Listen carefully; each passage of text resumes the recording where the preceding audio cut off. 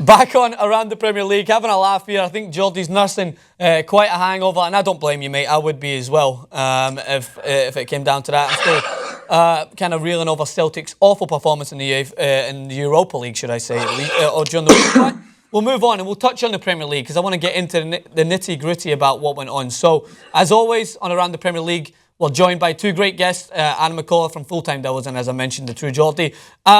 Best and worst moments from the Premier League, lads. Going to start with you, Adam. This weekend, what do you think stood out to you as one of the best? If you say it's the Manchester derby, even though the result didn't go wrong, I'm going to just classify you as the most red-hearted fan in the world, and you can't see past the performance. But I'll throw it to you and let me know what you think. Anthony Martial's performance. Oh my God! Only joking. It was, from a neutral perspective, I'd have to say Watford beating Stoke away from home. Oh, that's a good one. I think that's a victory that they deserved, and it's a victory that shows that how well they've been playing. I think they've gone under the radar a little bit. Yeah. But they're putting in some performances and they're starting to get results. So fair play to them. I think they deserve it. That Troy Deeney is some handful up front. Like he reminds us of Les Ferdinand back in the day. He put some shifts in as well. He doesn't always get the goals, but he's their main man and he's working hard for them. They play some good football, and I think their managers is a good. I think he's got it. Yeah. I think he'll keep him up.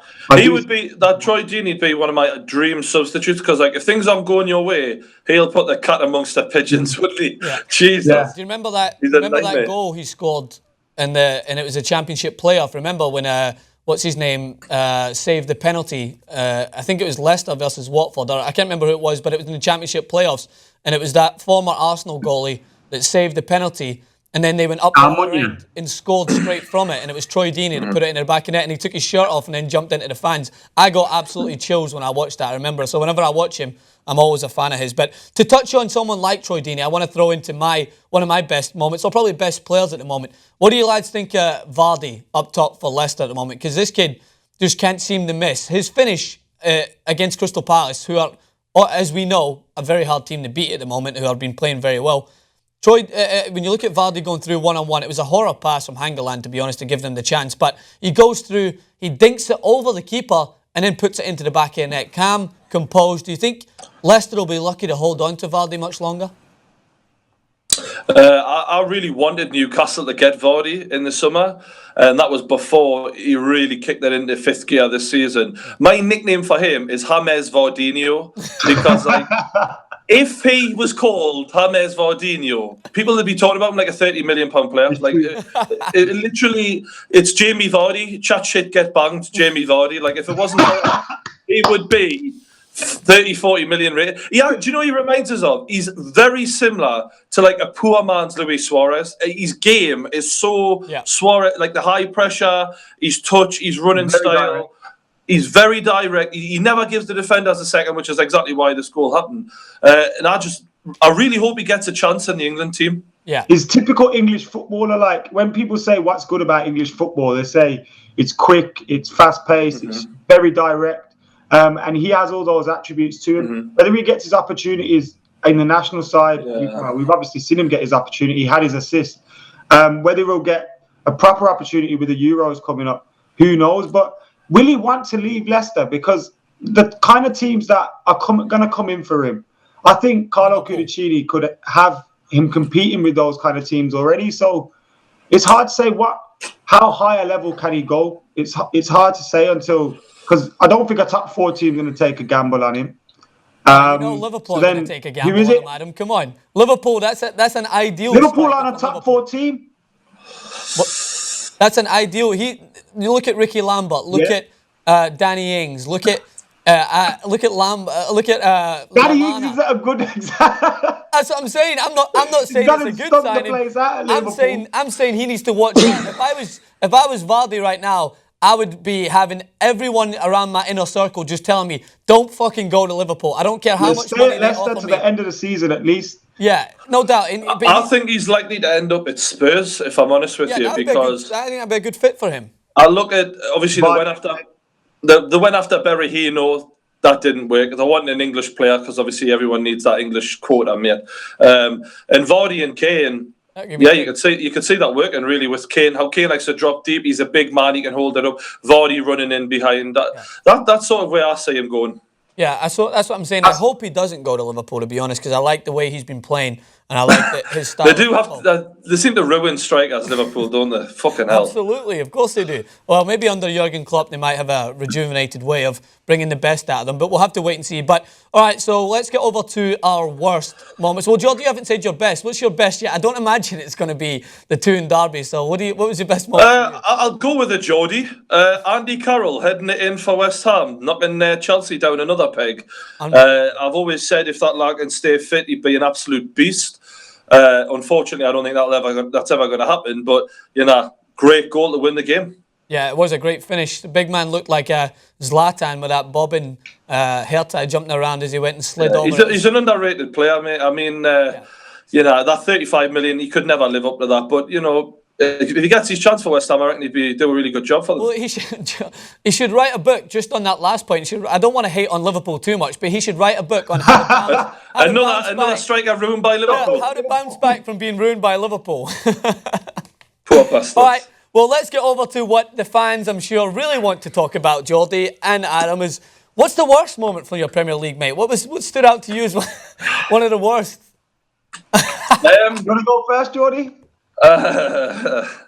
Lads, it was terrible, man. I mean, we were dominate. I mean, we've been shy against Sunderland 5 games running, deservedly beat. I've got no problem admitting that. But in this game, it was a first because we were dominating Sunderland. Sunderland parked the bus from the kickoff, and I was like, God, it's not a question of we're going to win. It's how many are we going to score. Yeah, they were making Norwich, who have just put 6 past, look like world beaters. Norwich actually given were a challenger. Sunderland just lay down and were ready to take it. And it all changed. I was sitting there thinking, how can they possibly get anything from this game? They're not going to. A ball comes through from Jermaine Defoe being subbed on, so that was another stroke of luck because it was an injury that ended up with him on. Through to Fletcher, Colaccini's goal side of him, he goes shoulder to shoulder. Fletcher hits the deck. As it happens, the keeper was going to get the ball anyway, so it wasn't really a goal-scoring opportunity. It wasn't even a foul. Some would say it was, some would say it wasn't, but to send Colaccini off for that, double whammy, it was an absolute joke. We're 1-0 down to 10 men. And a massive stroke of luck for Sunderland that gave them the game. And even down to 10 men, we still could have been back in the game. We still could have, even down to 2-0, we still had chances to go back to 2-2. Didn't happen forward. And 3-0, I've never seen we play so well and lose a game 3-0. It was mind-blowing. Yeah, you've seen Steve McLaren's frustration at the end. I don't know if he was talking Dutch or Geordie or whatever when he was shouting to the referee. French would have been the more likely of the two, mate. So, Adam, what about you? What was the worst for the Premier League for you this weekend? It's a topic I've grown tired of discussing, and it's because it hurts a little bit to see and to say, but it's Wayne Rooney's performance in the Manchester Derby. Yeah. Now, this morning I saw the stats, and I wasn't surprised by them. I think his pass completion was 52% or something like that. Absolutely woeful. He had a lower pass completion than David De Gea. Yeah. And he made less touches than David De Gea. 1 touch inside Man City's box. And it's just sad to see Wayne Rooney putting in these performances and still start week in, week out. Now, I'm not saying Wayne Rooney, he's finished as the player we know and love Wayne Rooney for. I'll say that. But he's not finished in terms of he can still do a job for Manchester United. He can still get us goals in a season. But right now, he is so badly out of form, he needs to be put out of his misery. Because it's not fair on the team. It's not fair on Anthony Martial, who's putting in fantastic performances and playing out wide, beating 2, 3, 4 men and having to cross the ball. Or then the 5th man's coming across and he's getting tackled. And it's unfortunate to see. And I feel, like I've said before, if Martial started up top for Manchester United yesterday, Manchester United would have won that game. And we would have been level at the top of the league with Arsenal. But we didn't, and we just didn't have enough up top. The thing that gets to me, Adam, is you've got the best, I would say, like you've got the best guy to guide Wayne Rooney into his new role, sitting right there as the assistant manager. Ryan Giggs redefined what his role was at Manchester United when he realised that he didn't have the legs to play the winger that he had been before, but he was still very effective for many years after his best was up, because he took a more conceded role. He didn't play as many games. He kind of limited his minutes. I don't think Rooney's at that stage yet, but he can take up. He can redefine what his role is. I don't think it's that. I don't think, even if we do, okay, say let's drop Wayne Rooney into a position that isn't his best. Where do you put him? Because in the number 10, I think Ander Herrera and Juan Mata are better than him at the moment. He's not a winger, so we can't play him out wide. He's not a number 6 midfielder, and he's not a number 8 midfielder. And if he is, he's not better than the options that we have at the moment. Now, I feel Manchester United's team, we're dominating teams with possession. We're playing some really good passing moves, and then we've just got nothing in the final third. Louis van Gaal's best teams have had explosive, pacey strikers, or a strong striker up top that's just knocking in the goals.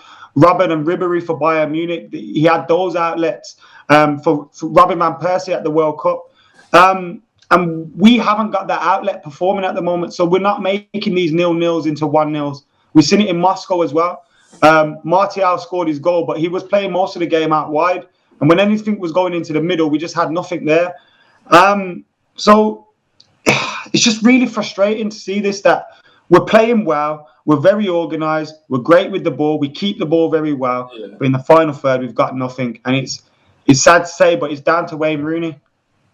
Geordie, what do you think? I know you've been very critical of Wayne Rooney's performances in the past, so I want you to take us out on a note about Wayne Rooney. What do you think about his performance? Basically, to ask you this question, do you think Wayne Rooney's best years are past him?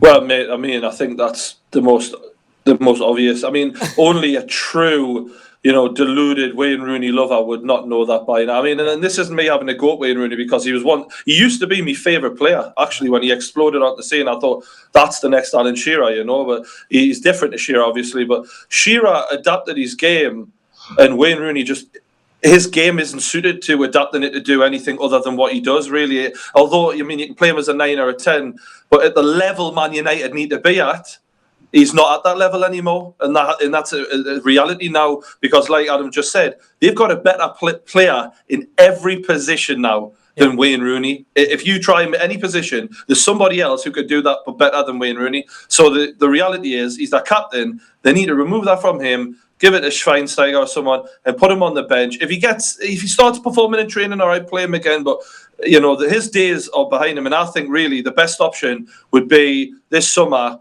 back to Everton, and that's his level now. That's a bold suggestion, but I couldn't disagree with you, mate. It's honestly, to put it metaphorically, it's like you've got those old boots that you love. You wear those copas that every time you go and play football, and then they start to tear a little bit. They start to fall apart a little bit, but you just want to hold on to them and you don't want to let them go. But unfortunately, when they don't perform to the level that you have to get them at, you just need to let go and bring in a new flashy pair. It's reminiscent of Michael Owen for me personally, because you see these two amazing young stars we had, Michael Owen at 18 in the World Cup, Wayne Rooney at 16, and then going on in the Euros. But both of them, before they even hit 30, are just, obviously Rooney's just hit 30, but before hit 30, I've never seen a player just deteriorate so much in front of my eyes so quickly, Yeah. What's unfortunate? Maybe being dropped is the kick up the arse he needs as well in the short term. Because Wayne Rooney plays better with a bit of fire in him, something to prove. He needs a new contract. He needs to get a bigger wage. He needs this. He needs that. That Wayne Rooney, 300 grand a week, mate, for that is a disgrace right now, isn't it? I know. That's what he needs it. I think it'd be fair to him to pull him out of the team. I'd love to see Martial, Memphis, and Jesse Lingard start in our front. Imagine that, the pace and that front three, that would frighten the light. That would really give Man United a chance. We're just missing that in the final third. Yeah, because you're defending well, you're controlling the midfield, and all you need is that pace going forward to kill them off. And it comes. People keep saying to me on Full-Time Devils, I've been saying every week, Wayne Rooney will come good, he'll score goals eventually. But then at times I've been saying, look, he needs to get dropped. And when you say that, people say, you can't say that. Oh, look what he's done, and you're getting on Wayne Rooney's back. He's a scapegoat. The facts are, now he is a scapegoat, and for all the right reasons. Yeah. Well, we can end on that note and have the fans share their perspectives. Hi guys, Adam McKola here for Full-Time Devils. We're here for TYT Sports, where Manchester United have drawn 0-0 against Manchester City at Old Trafford. While we're here, we've been speaking to the Manchester United fans to see what they had to say about the game. Check it out. It's great to get a draw against City, if we're honest. I mean, even though I believe that honestly City were there for the taking and that we could have had it, it's okay to get a draw, I guess. Rooney was woeful today. Honestly, I've never seen him play like that ever, honestly. We need to keep Martial playing up top and drop Rooney for a few games. Lacked a little bit of a cutting edge with Rooney up front. Maybe if Martial had started up front and Memphis out wide, we might have broke through. Not playing Memphis was a setback. Because Memphis would have given us that thing where we're attacked. So that's what the Manchester United fans thought about the draw with Manchester City. Thank you to TYT Sports for having us. If you want to check out the full set of fan cams, head over to youtube.com/fulltimedevils. It's all there. See you later.